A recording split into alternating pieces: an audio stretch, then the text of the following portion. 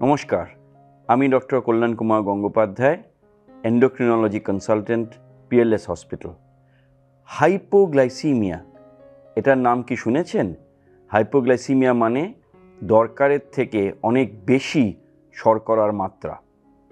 এটা যেরকম ডায়াবেটিস রুগীদের জানা দরকার, সেরকম ডায়াবেটিস রুগীদের আত্মীয় স্বজনরা, বন্ধুবান্ধবরা, তাদের হেলথ কেয়ার প্রোভাইডার সবাইরই এটা সম্বন্ধে কিছুটা জ্ঞান হওয়া দরকার। কারণ ডায়াবেটিসের যে কোনো ওষুধ দিন না কেন, ইনসুলিন দিন, ট্যাবলেট দিন, সবগুলোতেই হাইপোগ্লাইসিমিয়া হওয়ার একটা চান্স থাকে।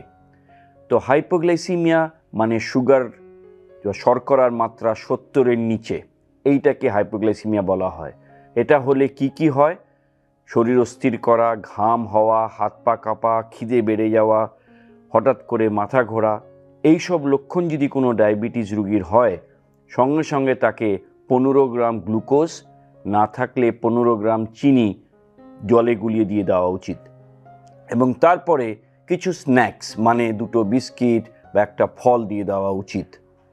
পেশেন্ট যদি আনকনসিয়াস বা অজ্ঞান অবস্থা থাকে, তাহলে কিন্তু তাকে কিছুই মুখে দেওয়া যাবে না, তাকে সঙ্গে সঙ্গে হাসপাতালে নিয়ে আসতে হবে। হাইপোগ্লাইসিমিয়া সম্বন্ধে সবার যদি জ্ঞান থাকে, তাহলে অনেক পেশেন্টের অদরকারি বা আননেসেসারি হসপিটাল অ্যাডমিশন আমরা আটকাতে পারি। নমস্কার।